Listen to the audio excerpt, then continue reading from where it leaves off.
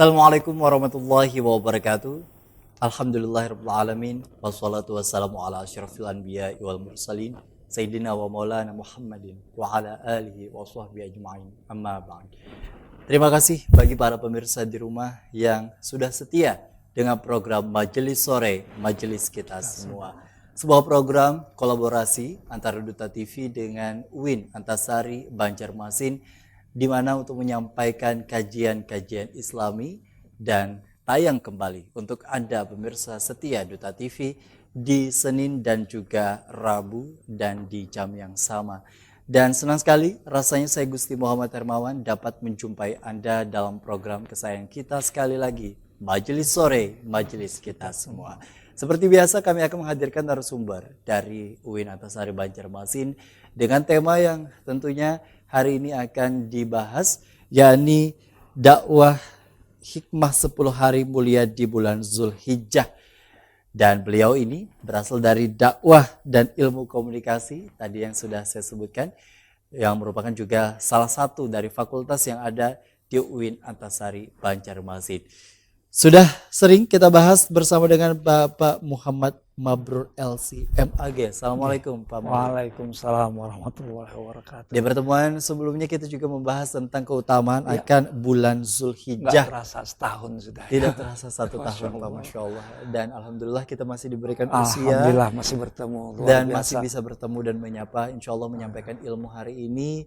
Bersama-sama kita belajar dan tentunya menjadi bagian yang paling utama, yakni kita belajar terutama kita akan memasuki bulan Zulhijjah, di mana bulan yang tentunya juga merupakan bulan yang begitu istimewa karena di dalamnya di antara 12 bulan ada 2 bulan, 4 bulan yang haram, 2 bulan yang termasuk di dalamnya ada 2 hari raya betul. yang tentunya juga sudah diperingati oleh umat muslim dan 4 bulan haram tadi yang sudah disebutkan dengan berbagai macam faedah, fadilat dan keutamaannya.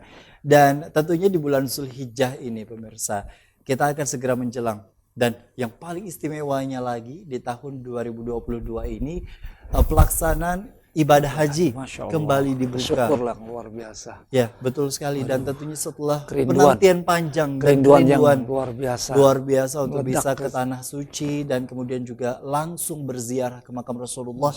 Ini sebuah nikmat yang mudah-mudahan intinya semuanya pemirsa juga amin, kita bisa doakan berangkat juga saya amin ya rabbal alamin. Dan juga bagi para pemirsa di rumah ini menjadi sebuah hal yang paling utama, apalagi ini untuk menunaikan yang namanya rukun Islam yang kelima. Ini kan menjadi bagian yang paling utama ketika kita bicara mengenai bulan Zulhijjah, tidak lepas dengan kaitannya adalah hari raya Idul Adha dan juga atau dikenal dengan hari raya haji dan hari raya kurban, dengan banyak istilah yang kemudian juga disematkan di dalam hari istimewa tersebut. Pasti keutamaan, fadilat, faedah dan hal-hal istimewa lainnya terkandung di dalamnya untuk menjadi bagian pembelajar bagi kita semua. Kembali Pak, keutamaan dari 4 bulan haram tadi memang salah satunya adalah bulan Zulhijjah. Bulan apa yang selain dari bulan Zulhijjah yang tadi disebutkan?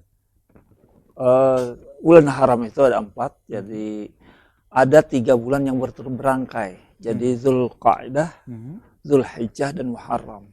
Nah, satu yang terpisah yaitu bulan Rajab. Ini ada makna terselubung di dalamnya. Betul, artinya secara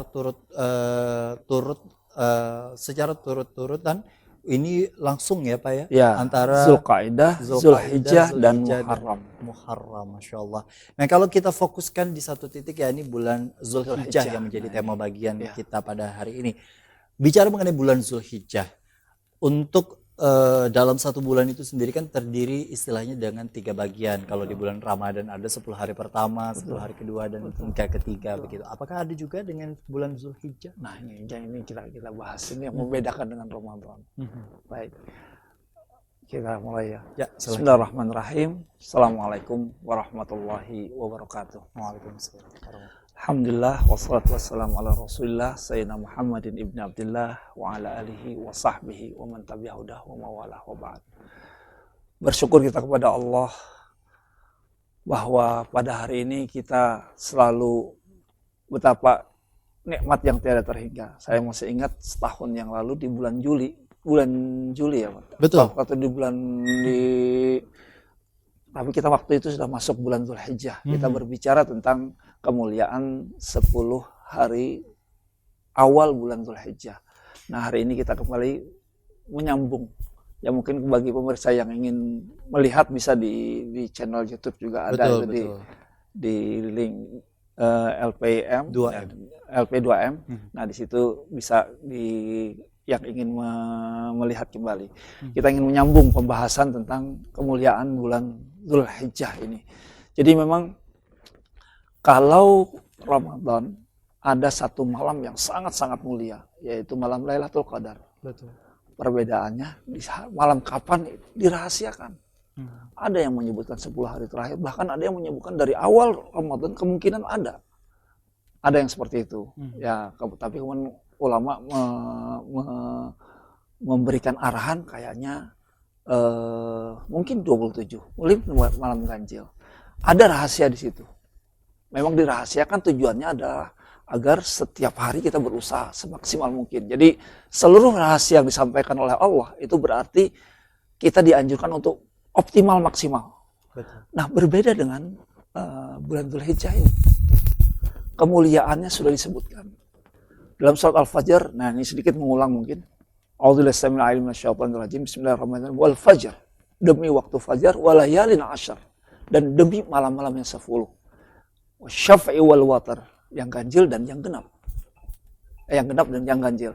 Nah, ayat ini menjadi pertanyaan, apa itu malam 10? Maka di dalam tafsirnya Ibnu Katsir itu menjelaskan bahwa ini terkait dengan hadis Rasulullah SAW.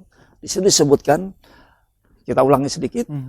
Mamin ayyam, kalau Rasulullah SAW fima mana mamin ayyam al-amal salihu fihin ahabbu ilallah min hadhil ayyamil ashar. Tidak ada amalan yang lebih dicintai oleh Allah kecuali amalan soleh yang dilakukan pada 10 hari ini. Maka faqala ya Rasulullah wala jihad fisabilillah. Maka bertanya sahabat, apakah bahkan jika dibandingkan dengan jihad fisabilillah? Jawab Rasulullah, walal jihad fisabilillah. Bahkan atau amal soleh yang dilakukan 10 hari ini, jika dibandingkan dengan jihad fisabilillah menjadi lebih luar biasa, lebih dicintai oleh Allah. Illa rajulun kharaja bi nafsi wa mali falam yarji min dzalika bi syai'. Kecuali seseorang yang berangkat dengan jiwa dan hartanya dan dia tidak kembali dengan apapun. Ini jihad aja bisa mengalahkan kecintaan Allah. Allah mencintai segala amal soleh. Begitu juga jihad. Tapi amal soleh yang dilakukan di tanggal 1 sampai 10 ini menjadi amal soleh yang sangat dicintai oleh Allah. Nah, artinya kalau sangat dicintai, nggak usah ditanya berapa pahalanya. Nah itu. Jadi ini yang membedakan dengan Ramadan tadi. Lailatul Qadar dirahasiakan. Kalau ini diberitahu kita. Nah, tinggal masalahnya kenapa kita nggak memanfaatkannya. Ini nah kemuliaan. Nah, kemuliaan ini dari mana? Kenapa? Nah itu. Kenapa sampai begitu mulia? Nah, ini terkait dengan amalan-amalan ibadah-ibadah yang ada di bulan Dzulhijjah, yaitu tadi disebutkan ibadah kurban dan ibadah haji. Apa itu ibadah haji dan ibadah kurban? Nah, ini yang kita akan gali nanti lebih lanjut.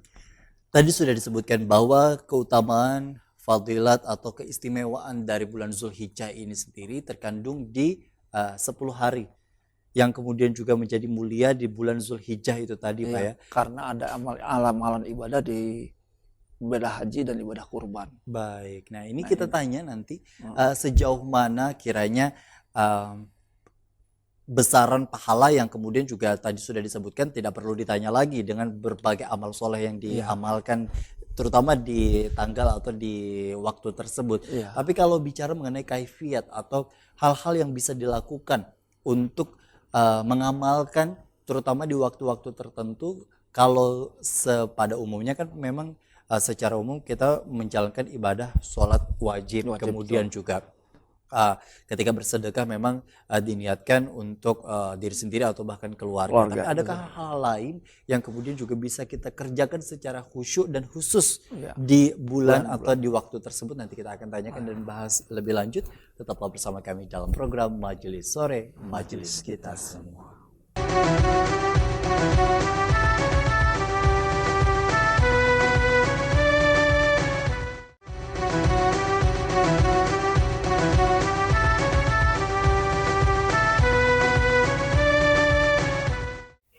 Terima kasih Anda masih bersama kami dalam program Majelis Sore, Majelis Kita Semua. Masih bersama dengan Bapak Mabrur di sini. Kita bicara mengenai bulan Zulhijjah yang menjadi kemuliaan, keutamaan, dan keistimewaan di dalamnya. Ketika kita bicara mengenai bulan Zulhijjah secara awam, pasti pemirsa juga akan bertanya, kira-kira kapan sih sebenarnya mulai masuk di bulan Zulhijjah? Mengingat tadi kefadilat atau keutamaan yang disampaikan tentu akan menjadi pemicu untuk bisa meniatkan lah istilahnya. Setidaknya ada niat yang ditanamkan untuk bisa menjalankan ibadah di tanggal atau di waktu tersebut, dan tentu tidak meninggalkan ibadah-ibadah yang lainnya pada saat sebelum waktu yang kemudian juga sudah ditentukan. Kira-kira kalau dari kisarannya Pak di bulan kapan kalau secara Masehi? Ya kalau mungkin tahun ini ya sedikit mungkin informasi, jangan usah terlalu ribut kita membahasnya, bahwa ada kemungkinan perbedaan antara yang memakai hisab dan ru'yat, tapi itu sudah kita mengikuti yang mengikuti pemerintah silahkan, yang mengikuti ru'yat silahkan. Insya Allah sekitar tanggal 31 itu tanggal 1 Zulhijjah. Biasanya tanggal 1 Zulhijjah biasanya kalau kita mau tahu di Saudi apa yang dilakukan, terjadi di situ menggulung atau melipat tirai Ka'bah. Nah itu tanggal 1 nanti dibersihkan, dicuci, juga semacam tanggal 1. Tapi kita berbeda, yang perlu kita pahami kita berbeda nanti itu. Nah tanggal 31 sampai tanggal 9 mungkin, antara itulah sekitar itu 10 hari itu. Nah jadi mungkin kita sudah sebelum kita masuk, ini bagus gini, kita membahasnya sebelum Zulhijjah. Jadi kita persiapan bahwa kita lakukan amal-amal soleh. Tadi pertanyaannya, apa amal soleh yang bisa kita lakukan? Amal soleh di sini, keumuman kalimat amal soleh ini luar biasa. Artinya segala kebaikan. Amal soleh itu kan segala kebaikan yang kita niatkan karena Allah. Jadi amal soleh ini termasuk ibadah. Ibadah itu ada dua. Ibadah mahdah yang tata caranya, aturannya sudah disebutkan dan ditentukan waktunya kapan, dimulainya bagaimana. Seperti puasa harus dari fajar kemudian sampai tenggelam matahari, itu ibadah mahdoh. Nah ibadah ghairu mahdoh ini yang sangat luas sekali. Ibadah ghairu mahdoh artinya segala kebaikan apapun. Nah berarti segala kebaikan ya bersedekah, ya berbuat baik, menyantuni, melakukan membantu sesama, seperti kemarin kita memakai masker juga seperti itu. Itu juga bagian daripada amal soleh untuk kebaikan bersama. Karena Rasulullah menyebutkan yang namanya amal soleh itu adalah yang paling ringan adalah mengangkat batu atau duri di tengah jalan. Itu paling ringan, paling gampang. Gak pakai biaya, tenaganya tidak terlalu susah, tapi ini termasuk amal soleh. Sampai kemudian jihad yang paling tinggi. Nah itu tingkatan yang kemudian dianalogikan. Nah tapi ini amal soleh apapun yang kita lakukan lebih mulia dari yang tertinggi tadi. Nah itu artinya sangat luar biasa. Maka kita perlu incar hari itu. Bukan berarti di hari itu kita mengamalkan, tetapi dan bahkan sampai lalai gitu. Ya, jangan sampai hari ini kita lewatkan. Karena Allah sudah mengkabarkan, memberitahukan kepada kita, ini loh hari-harinya.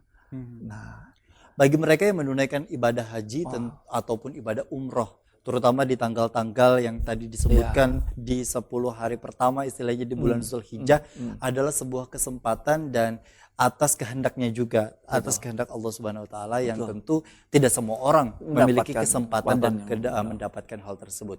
Tapi ketika mereka yang kemudian juga memiliki keinginan, kemudian juga kemauan sebenarnya, namun belum ada langkah istilah orang Banjar untuk bisa berangkat ibadah umroh ataupun juga ibadah haji, pasti akan ada perbedaan rutinitas dan aktivitas yang dilakukan di Makkah atau Madinah, kemudian juga di tempat tinggal kita di rumah masing-masing. Ketika kita menempatkan diri sebagai orang yang ada di Makkah Madinah, mungkin secara singkat dari Bapak sendiri yang istilahnya memiliki pengalaman untuk bisa melihat sejauh mana aktivitas-aktivitas yang ada di sana, apa saja yang dilakukan Pak di 10 hari? Ini luar biasa ketika kita mendapatkan kemuliaan, khususnya saudara-saudara kita yang mungkin tahun ini berangkat, artinya mereka mendapat kemuliaan untuk masuk ke dalam tanah suci. Di dalam tanah suci itu ini ada perbedaan hitungan lipatan pahala. Jadi antara Madinah dengan Mekah. Jadi kalau kita sholat di Masjidil Haram, itu pahalanya sekitar 100.000 kali daripada di Madinah. Nah ketika kita melaksanakan di Madinah sekitar 100.000 kali daripada kita melakukan di Indonesia. Jadi kelipatan pahalanya luar biasa ketika kita berada di situ. Bukan hanya ibadah sholat yang bisa dilakukan, bahkan ketika kita sholat sudah mungkin tawaf. Jadi tawaf juga. Jadi tawaf itu ada tawaf sunnah, ada tawaf yang tawaf haji atau tawaf umroh. Jadi ketika jemaah datang itu melakukan umroh dulu. Jemaah datang dari Indonesia melaksanakan umroh, tawaf, kemudian sa'i, kemudian tahallul. Ini umrohnya. Nah setelah itu menunggu sampai tanggal 9. Di tanggal 9 berangkat wukuf di Arafah. Nah kemudian tanggal 10 mabit di Mina, tanggal 11 melontar jumroh, 3 jumroh, 12 itu juga. Nah baru setelah itu selesai tanggal 12-13 berangkat lagi ke Mekah, tawaf, sa'i, tahallul, selesai. Itu yang haji. Ya apa yang bisa dilakukan? Segala kebaikan berlipat. Bahkan kalau kita kelelahan, tawaf sudah, sholat juga sudah, tilawah juga khatam, kelelahan, memandang Baitullah. Itu juga bagian daripada ada pahala yang disiapkan oleh Allah. Betul. Subhanahu wa ta'ala, dengan rasa kagum, rasa bahagia. Nah ini yang membedakan.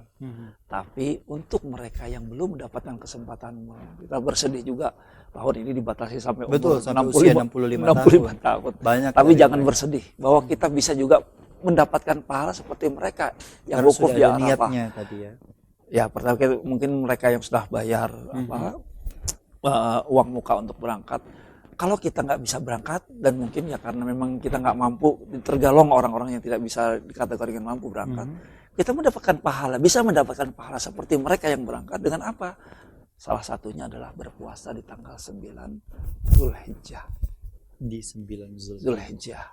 Itu orang wukuf di Arafah, kita melaksanakan ibadah berpuasa. Nah, yang lebih penting lagi, penghayatan kita tentang ibadah ini. Nah itu lebih penting. Artinya apa? Bukan hanya ibadah saja, tetapi bagaimana kita menghayati ritual ibadah. Dan apa yang itu yang kita topik kita hari ini. Hikmah dibalik 10 hari ini. Hikmah dibalik ibadah itu. Nah ini mungkin nanti kita akan bahas lebih panjang nanti tentang. Tapi ketika kita bicara mengenai 10 hari, keutamaan dan kemuliaan yang kemudian juga terkandung di dalamnya, dan tentu Allah sudah kabarkan hal tersebut di dalam surah Al-Quran. Artinya hal tersebut menjadi bagian yang penting untuk kita jalankan, namun juga tadi disebutkan bahwa amal soleh itu ada yang mahdhah dan ada ghairu mahdhah. Termasuk bagi mereka yang kemudian juga di dalam 10 hari itu kan memang pasti melakukan aktivitas seperti biasa. Contoh, bekerja juga bagian dari amal soleh ternyata, yang bisa dikategorikan amal soleh apabila diniatkan dan kemudian juga dengan pekerjaan yang halal tentunya. Tapi ketika kita memiliki waktu yang misalnya sudah terkuras di dunia pekerjaan, kemudian juga ketika di rumah pun juga hanya mampu mengerjakan sholat-sholat yang ibaratnya sudah ditentukan, baik itu yang wajib ataupun yang sunnah, hanya sesekali di dalam kategori sehari.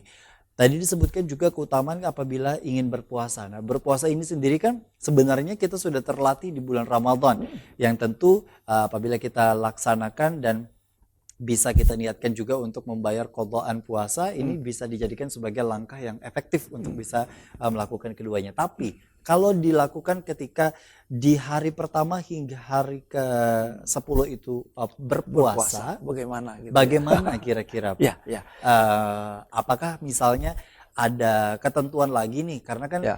mau menghadapi yang namanya hari raya dan lain sebagainya. Betul. Nah, memang bagaimana ada pembahasan juga. Apakah amal soleh di situ disebutkan termasuk juga berpuasa? Ulama menyebutkan bahwa dari keumuman hadis tadi, hadis riwayat Bukhari, dari keumuman hadis itu puasa pun termasuk bagian amal soleh juga. Dan kelebihannya puasa ini kan kita ketika puasa, kalau sholat kan berjeda waktu. Artinya setelah assalamualaikum, salam selesai. Betul. Berzikir kalau kita berzikir. Kalau puasa setiap waktu kan.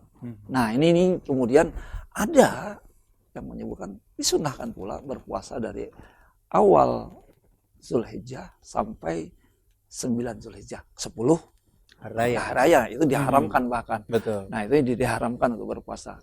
Nah jadi berpuasa pun bagian daripada amal soleh juga. Ya, hanya mungkin bagi yang ada kesibukan, pada hakikatnya ini adalah amal sunnah.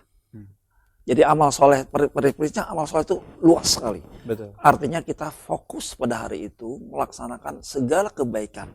Apapun yang bisa kita lakukan. Namun rasanya sayang kalau ketika kita sudah mengetahui hal tersebut, melewatkan Itu dia. dengan waktu yang istimewa itu, dan tidak ada jaminan juga bahwa kita akan dipertemukan kembali di tahun berikutnya, begitu Pak ya? Kalau di Ramadan itu kita nggak tahu kapan.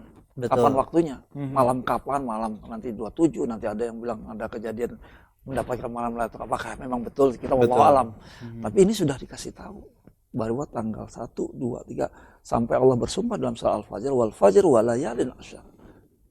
Artinya hal tersebut memang sangat luar biasa. Memang sangat luar biasa. Keluar biasaan ini karena ada hikmah yang besar di dalam proses ibadah yang dilakukan di tanggal 9 dan 10.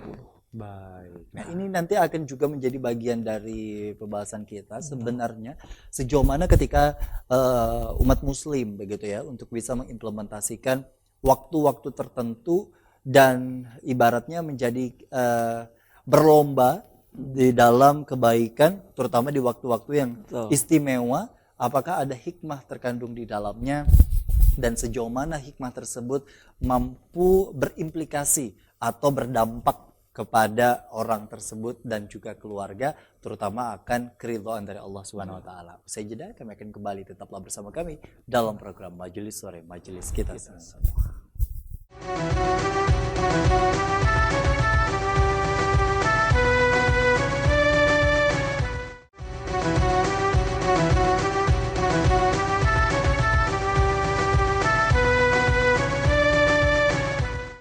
Terima kasih Anda masih bersama kami dalam program Majelis Sore, Majelis kita semua. Keutamaan di bulan Zulhijjah yang menjadi bagian yang harus kita jadwalkan, karena sebentar lagi kita akan insya Allah memasuki di bulan Zulhijjah, bulan yang sudah Allah kabarkan kemuliaan dan keistimewaan di dalamnya, terutama di 10 hari pertama menjadi bagian yang paling penting untuk kita incar dalam mengerjakan amal soleh.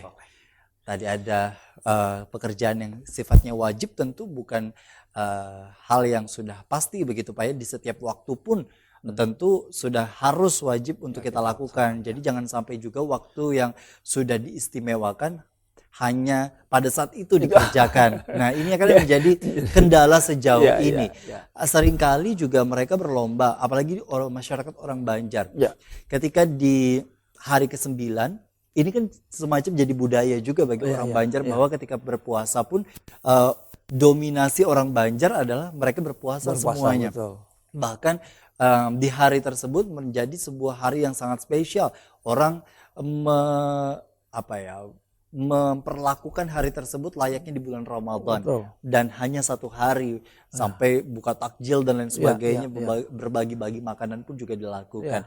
Nah, artinya kan hal tersebut bagi orang Banjar, Kalimantan Selatan pada umumnya sudah menjadi kebiasaan. Sudah menjadi kebiasaan dan sudah menjadi bagian daripada Ahlus Sunnah wal Jamaah yang tentunya menjalankan ibadah puasa minimal di hari ke-9 itu tadi, atau H-1 istilahnya di bulan di bulan Zulhijjah. sebelum hari raya Sebelum hari dilangsungkan. Nah, kira-kira Pak, kalau melihat dari istilah kebiasaan orang Banjar tersebut, seperti apa sebenarnya? Kalau dari perspektif akademis lah istilah. Ya, jadi memang kita masyarakatnya sudah, mungkin ulama-ulama sudah menjelaskan tentang kemuliaan malam hari Arafah. Karena Puasa Arafah itu yang luar itu biasa. puasa Arafah luar biasa, karena memang dalam sebuah hadis disebutkan bahwa dia menghapuskan dosa yang sebelumnya dan setelahnya. Enggak banyak yang hadis, yang amalan yang menghapuskan dosa sebelumnya dan setelahnya. Nah, ini yang kemudian menjadi amalan rutin dari masyarakat kita. Bahkan kemudian ada buka bersama, takjil, ada usaha orang membukakan orang. Nah, ini juga bagian daripada amal soleh juga. Sebenarnya tidak hanya pada fokus pada tanggal 9. Harusnya tanggal 1 pun ada. Nah, itu ya yang ternyata menjadi informasi atau ilmu juga bagi kita bahwa sejauh ini kan yang kita fokus adalah di hari 9 itu saja. atau di hari Arafah yang Arafah kemudian saja. juga difokuskan. Padahal kemuliaannya ada dari tanggal 1. Di tanggal 1. Nah, cuma puncaknya, jadi puncaknya mungkin kalau puasa itu Lailatul Qadarnya lah. Itu tanggal 9 pada hari berwukuf Arafah, disambung ke tanggal 10 yaitu Idul Adha, yaitu hari raya kurban. Baik. Nah, itu. Nah, itu hikmah yang kemudian juga terkandung di dalamnya Pak. Kira-kira ini kan pasti ada sesuatu hal ya, yang begitu istimewa. Ya. Dari dari ibaratnya 30 hari Allah sudah menentukan di 10 hari awal di bulan Zulhijjah itu sendiri merupakan hari yang begitu istimewa. Bahkan tadi besaran pahalanya menandingi lah istilahnya pahala jihad. Nah, ketika dengan kondisi seperti itu, sejauh mana kita sebagai umat muslim memetakan proses ibadah agar tidak salah langkah, misalnya kebablasan misalnya sampai mengerjakan di hari raya dan di hari tasyrik. Nah, ini kan juga perlu ilmu ya. Iya, ini kan juga perlu ilmu yang saking mungkin semangatnya nyambung Pak ya. Kan puasa disunahkan pahalanya besar. Betul. Tapi karena nggak ada ilmunya, tanggal hari Idul Adha juga puasa, kemudian bahkan di hari tasyrik yang diharapkan juga berpuasa. Nah, kira-kira sejauh mana sebenarnya bagi umat muslim untuk bisa memaknai yang namanya 10 hari pertama di bulan Zulhijjah hingga memasuki di hari raya Idul Adha. Sedikit sebelum saya menjelaskan di situ bahwa yang disunahkan itu kan puasa, kan tanggal 9 kita berpuasa. Nah, di hari Idul Adhanya sebelum kita berangkat ke masjid atau lapangan terbuka untuk melaksanakan ibadah, disunatkan untuk tidak memakan apa-apa. Berbeda dengan Idul Fitri. Kalau Idul Fitri kita bahkan dianjurkan untuk makan sebiji kurma sebagai bentuk bahwa kita sudah berbuka, gitu kan, iftar. Nah, kalau Idul Adha kita disunahkan untuk tidak memakan apa-apa. Makanya ibadah sholatnya dianjurkan untuk lebih pagi daripada Idul Fitri. Idul Fitri agak siang karena makan dulu kan. Nah, kalau ini karena berpuasa, kalau kita sih karena setelah itu kita menyembelih kan panjang gitu, apalagi. Betul. Nah, itu ibadahnya ada ibadah Arafah dan kurban. Nah, kemudian kita akan membahas di sekarang apa yang perlu kita lakukan. Kenapa kok begitu dahsyat hari ini? Jadi puncak dari ibadah yang tanggal 9 adalah puncaknya itu adalah dengan yang disebut dengan Al-Hajju Arafah, di mana seluruh umat Islam yang berada di yang akan melaksanakan ibadah haji hari sebelumnya sudah memakai kain ihram, kemudian berwukuf di Arafah. Nah, ini yang akan kita bahas.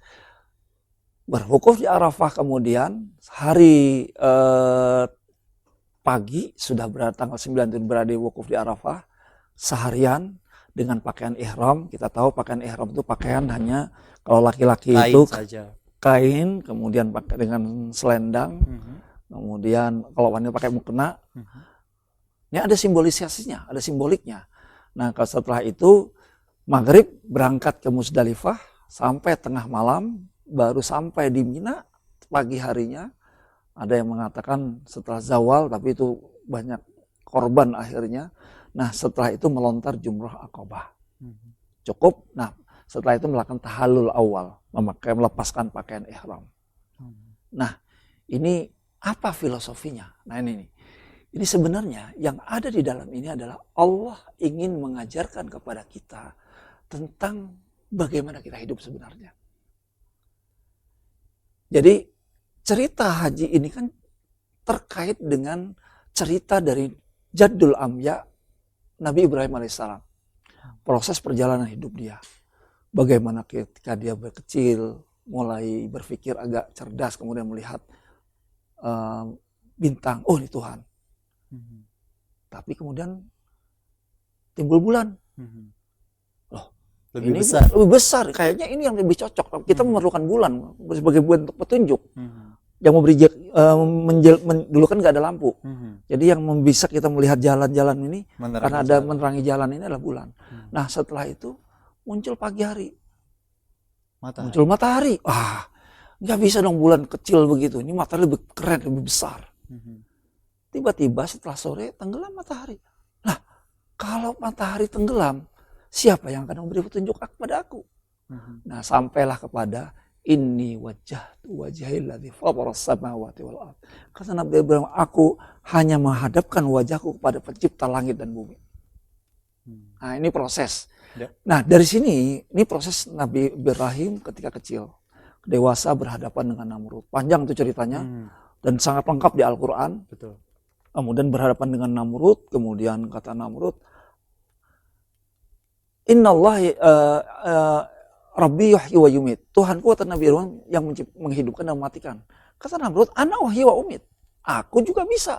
Dipanggilnya dua orang tawanan, bunuh yang satu, lepaskan yang satu. Tuh, saya bisa membebaskan. Saya bisa menghidupkan dan bisa mematikan. Kematian dan kehidupan ada di tangan saya, kata Namrud. Kemudian Nabi Ibrahim mengatakan, Allah menerbitkan matahari dari timur, menenggelamkan dari barat. Kalau kamu bisa nggak dibalik? Fabuhital ladzi kafar. Maka orang kafir saat itu, betul juga saya nggak bisa melakukan itu. Nah, ini keyakinan Nabi Ibrahim yang tidak tergoyahkan. Betul. Sampai kemudian Nabi Ibrahim sedikit berpikir kritis. Bertanya kepada Allah, kaifa tuhil mauta? Ya Allah, bagaimana engkau menghidupkan yang mati? Kata Allah, afalam tu'min? Apakah engkau belum percaya? Ya Allah, aku ini yakin bahwa engkau begitu dekat denganku, engkau selalu bersamaku, engkau memberi petunjuk kepadaku. Tapi kadang-kadang hati ini ada gretek. Nah, kemudian maka Allah perintahkan pelihara 4 ekor burung, bapaknya 2 pasangan, anaknya 2 pasangan. Kemudian diperintahkan untuk dicincang, disembelih. Faja'ala ala kulli jabal minhunna juz'a. Kemudian burung ini letakkan di satu sudut. Anda pulang ke rumah, fad'uhunna ya'tina kasaya. Panggil burung itu, maka datanglah burung yang sudah dicincang tadi. Begitulah kata Allah. Allah menciptakan yang mati dari menghidupkan yang mati setelah mereka hancur. Nah, keyakinan yang sedemikian rupa menjadikan Nabi Ibrahim dekat dengan Allah. Nah, kemudian beliau tidak punya anak. Dan kemudian Allah memberikan Nabi Ismail.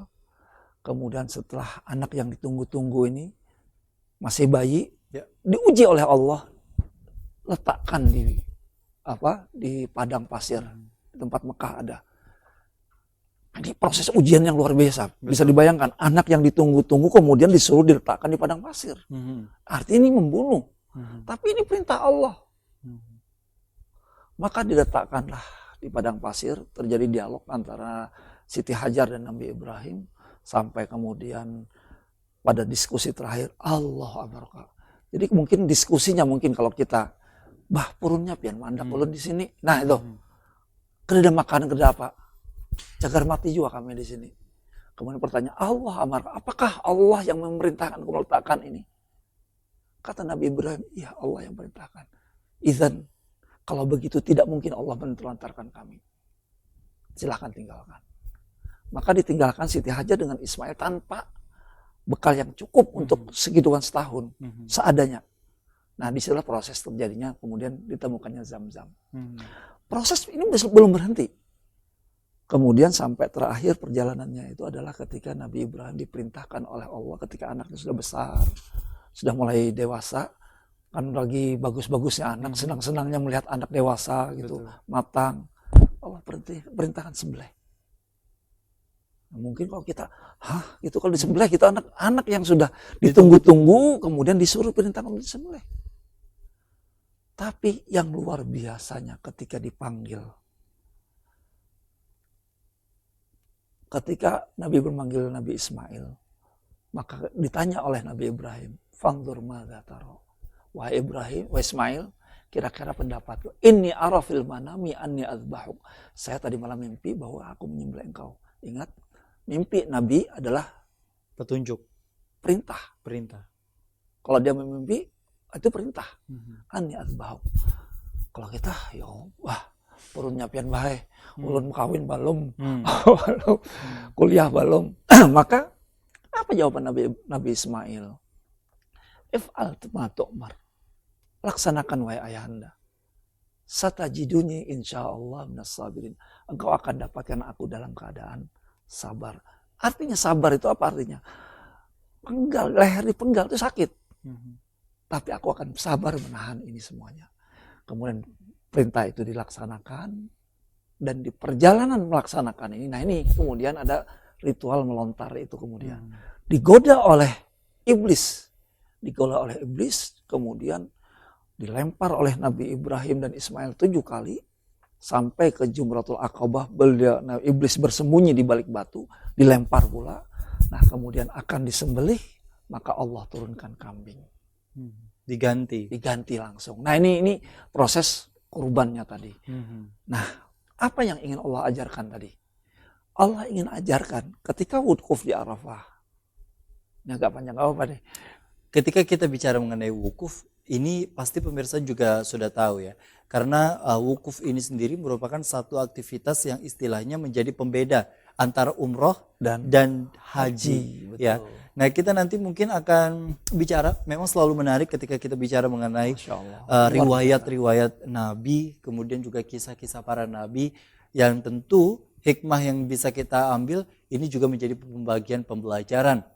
Dan bisa diceritakan kembali kepada anak cucu yang tentu untuk menambah keimanan, rasa cinta kita dan rasa ta'zim kita kepada beliau tentunya bagi para. Dan di akhir-akhir di awal saat itu kita perlu menghayati kembali proses perjalanan itu.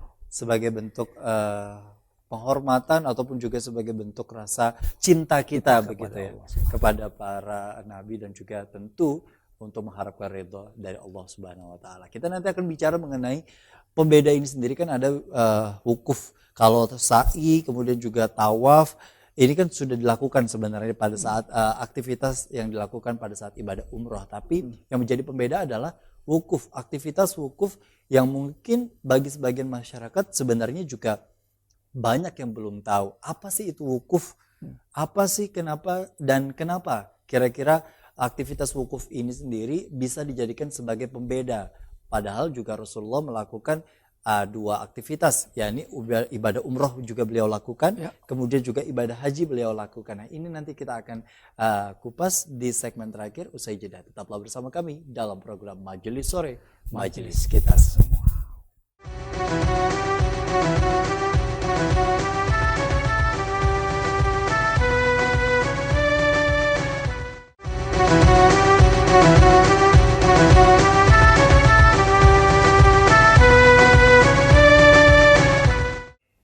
Terima kasih Anda masih bersama kami dalam program Majelis Sore, Majelis Kita Semua. Dan tentu menjadi bagian yang paling utama terutama bagi kita yang insya Allah semoga Allah berikan kesempatan untuk kita bisa menemui 10 hari pertama di bulan Zulhijjah. Karena tadi sudah disampaikan keistimewaan dan keutamaannya yang luar biasa. Dan tentu menjadi bagian yang harus kita perhatikan adalah terkait dengan amal soleh kita sudah sejauh mana kita persiapkan. Dan kita latih untuk bisa menjadi aktivitas keseharian kita dan tentu menjadi bagian yang insya Allah istiqomah yang diberikan oleh Allah. Kalau kita bicara mengenai wukuf, aktivitas wukuf ini sendiri sebenarnya dijelaskan di ilmu fikih yang tentu menjadi bagian dalam bab al-hajj atau haji itu sendiri. Tapi kalau kita bicara mengenai wukuf sendiri bagi masyarakat umum, sebenarnya aktivitasnya seperti apa sih Pak? Nah ini kan sebagai edukasi juga kepada bagi para pemirsa. Ini jadi ketika ditanya al-hajj Arafah. Jadi haji itu wukuf di Arafah. Apa yang dilakukan di situ? Sebenarnya yang dilakukan ketika wukuf ini adalah miniatur. Miniatur dari padang mahsyar. Miniatur daripada Padang mahsyar. Jadi Allah ingin mengajarkan kita. Jadi ritual haji itu kan itu. Setelah wukuf, kemudian melontar, kemudian tawaf dan sa'i.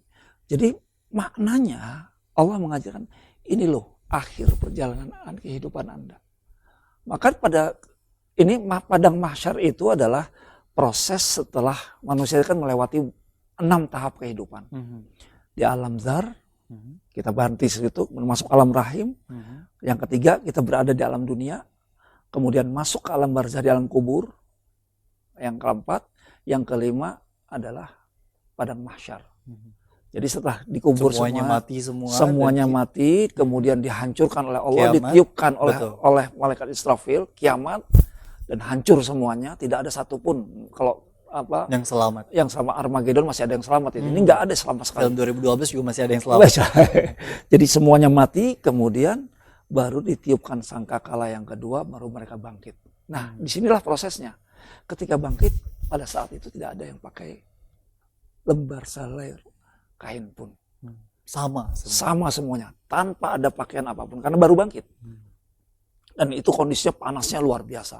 Karena bisa bayangkan, jadi panasnya itu kalau kita hanya berlima dalam ruangan ini tanpa AC itu terasa panasnya. Ini semua di dunia yang hidup dari Nabi Adam sampai hidup semuanya. Dan berkumpul dalam satu tempat, tanpa pakaian.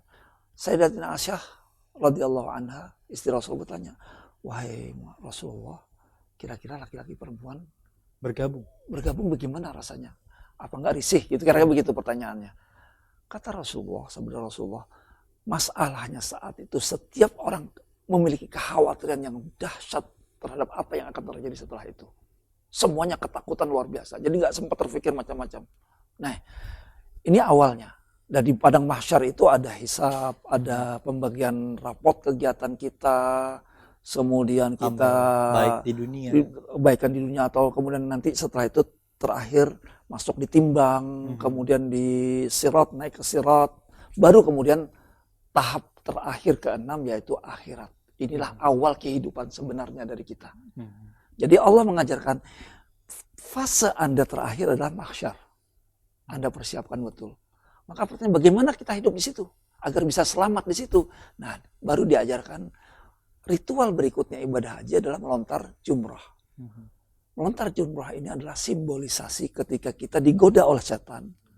Kita lempar setan itu, godaan itu dengan sampai 7 kali dengan batu.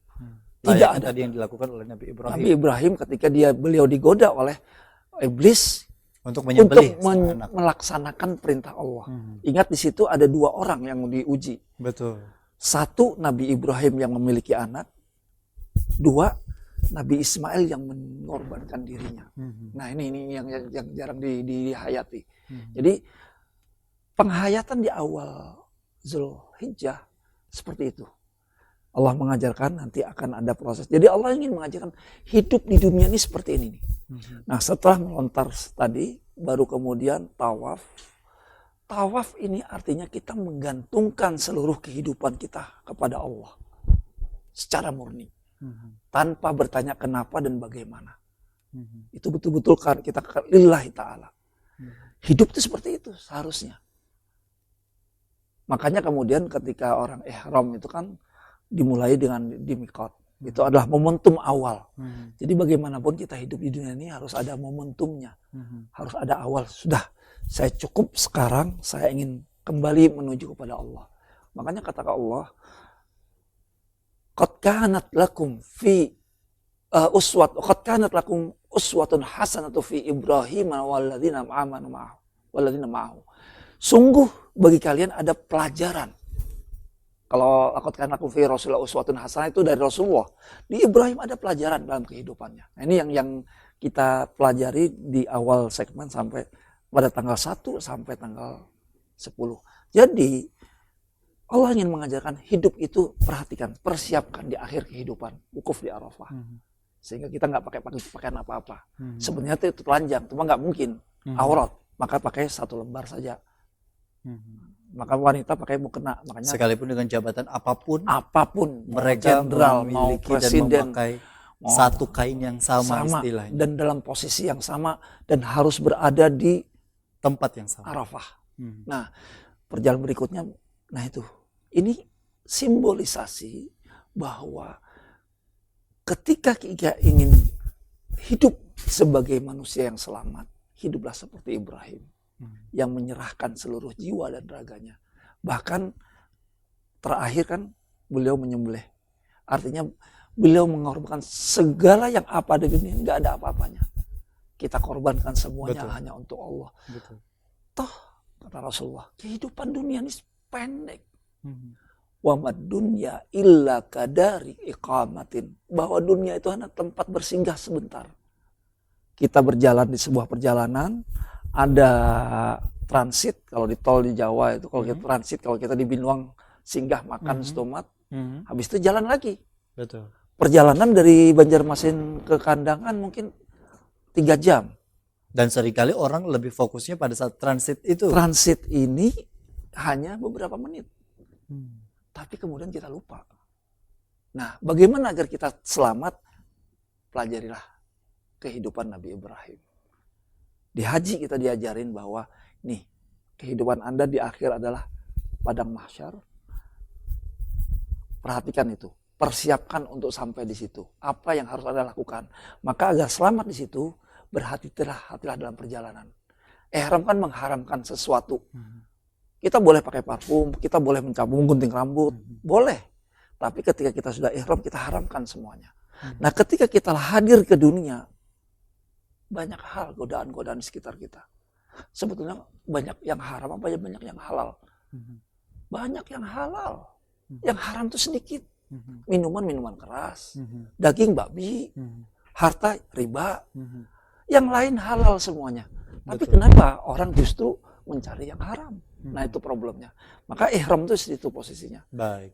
Nah, artinya menjadi bagian yang paling utama sejauh mana kita menghayati akan makna dari bulan Zulhijjah ini sendiri, terutama istilahnya bagi mereka yang berkesempatan untuk bisa langsung berhaji ataupun umroh, ini juga bisa dimaknai bahwa inilah gambaran miniatur dari ketika kita insya Allah memasuki tahap selanjutnya setelah meninggal, masuk ke alam barzah, dan kemudian juga kita kiamat, semuanya punah hingga dihidupkan kembali dan dikumpulkan di satu titik, yakni di padang mahsyar. Dengan kondisi seperti itu seringkali kan memang manusiawi, manusia seringkali lupa. Lupa dan kemudian juga lalai dengan proses transitnya tadi. Sehingga fokus ketika di dunia ini sendiri dijadikan sebagai fokus utama. Nah, ini. Dan seringkali pun juga menjadi bagian yang diutamakan bahkan. Dan dikesampingkan ketika kehidupan yang kekal dan abadi, yakni di akhirat kelak. Dan sejauh mana sebenarnya ini menjadi pengingat bagi kita semua, Pak, terakhir sebagai hikmah yang bisa kita pegang dan kemudian juga bisa kita pedomani, hal apa yang bisa kita terus ingat dan kuatkan agar jangan sampai terlena dengan kehidupan transit yang istilahnya hanya singgah sementara seperti yang disabdakan Nabi, tapi juga kita tentu tetap beriman kepada Allah sesuai dengan jalurnya dan kaifiat yang sudah ditentukan. Ya, jadi dari pelajaran kurban dan haji ini kita diajari oleh Allah bagaimana seharusnya bersikap dalam kehidupan ini. Bahwa sejatinya semuanya adalah milik Allah. Dan kepadanya kita akan kembali. Dan kepadanya kita harus pasrahkan semuanya. Bahwa apa yang diberikan oleh Allah ini sekedar titipan sebentar. Kita hidup sebentar untuk melewati kehidupan yang sebenarnya nanti. Setelah padang mahsyar itu.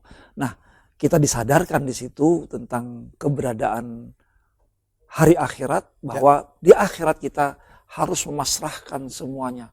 Dan disitulah kita menikmati seluruh usaha kita di dunia tadi.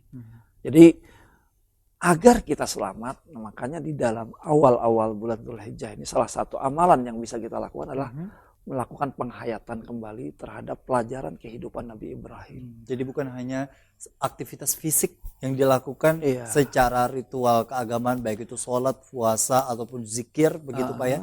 Tapi kita memahami dan memaknai bahwa kebesaran dan keagungan Allah serta mengharapkan akan keridhoannya dengan mengakui berbagai kesalahan itu juga Bagian bagian daripada amal soleh itu sendiri. dan bagian dari memaknai penghayatan Penghayatan di bulan daripada Zulhijjah. Nah, karena itulah bulan Zulhijjah ini menjadi agung dan mulia. Hanya masalahnya kita bisa nggak mengagungkan, kita bisa nggak sadar, menyadari proses ini, dan kemudian kita menghadapi kehidupannya menjadi ringan.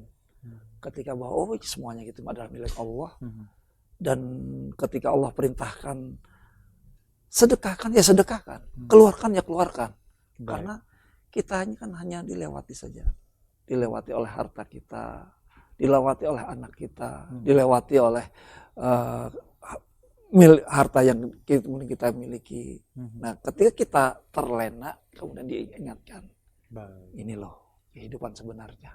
Itu yang menjadi hikmah paling utama dari bulan Zulhijjah, yang tentunya sekali lagi bukan hanya kita praktekkan di bulan Zulhijjah saja Pak ya. Nah, tapi terlepas dari itu semua memang ada waktu-waktu yang utama dan diistimewakan, bahkan disebutkan oleh Allah secara langsung.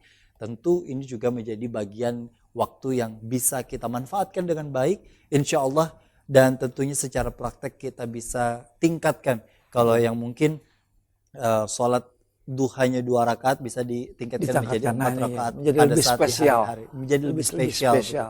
Dan siapa tahu itu juga bisa menjadi kebiasaan dan keseharian kita. Ya. Insya Allah masing-masing dari kita bisa belajar dan mempraktekannya bersama. Dan tentu dari kesimpulan tadi kita bisa mengambil hal yang paling utama adalah sejauh mana kita memaknai bulan Zulhijjah ini dengan berbagai persiapan. Dan tentunya persiapan itu bukan hanya untuk materi saja bagi mereka yang memiliki kemampuan untuk bisa berkurban, kemudian juga berhaji ataupun juga menunaikan ibadah umroh. Tapi terlepas dari itu semua, kita mampu menghayati sejauh mana keutamaan dan keistimewaan dari bulan Zulhijjah dengan meningkatkan ibadah-ibadah secara fisik ataupun juga secara aktif kita lakukan, baik itu sholat, puasa, zikir, dan lain sebagainya. Tapi juga kita tidak melupakan yang namanya memahami arti kehidupan itu sendiri, sejauh mana kita memiliki dan memahami arti dari kehidupan maupun juga di dunia serta di akhirat kelak. Terima kasih Pak Mabrur, insya Allah menjadi amal jariah dari apa yang insya Allah kita sampaikan, karena tentu tayangan ini kita akan unggah kembali pemirsa di laman YouTube yang tentunya juga insya Allah menjadi bagian informasi edukasi kajian-kajian Islami bersama Duta TV dan juga UIN Antasari Banjarmasin. Semoga di bulan Zulhijjah nanti kita dipertemukan. Amin. Karena kan ini masih dalam waktunya Pak ya. Iya. Dalam waktunya, dan kita sedang mempersiapkan sebelumnya. Insya Allah kita persiapkan semuanya, dan tentu bagi mereka yang menunaikan ibadah haji, datang dengan haji yang mabrur. Dan tentu bagi mereka yang menunaikan ibadah kurban, insya Allah keridhaan dan pahala yang berlipat ganda diberikan kepada mereka yang insya Allah menunaikan di tahun ini. Dan bagi mereka yang belum berkesempatan, mungkin jangan berkecil hati, karena tentu ya kurban tidak diwajibkan dalam hal ini bagi mereka yang tidak mampu, begitu Pak ya. Artinya ketika memiliki niat dalam kondisi apapun, insya Allah di waktu yang sudah memiliki kemampuan tersebut diberikan kemampuan dan rezeki yang berlimpah untuk bisa segera menunaikan ibadah kurban, bahkan ibadah haji, insya Allah. Akhirnya saya Gusti Muhammad Hermawan mewakili seluruh kerabat kerja yang bertugas mengucapkan terima kasih atas perhatian dan kebersamaan Anda. Sampai jumpa dalam program Majelis Sore selanjutnya. Wassalamualaikum warahmatullahi wabarakatuh. Majelis Sore, majelis kita semua.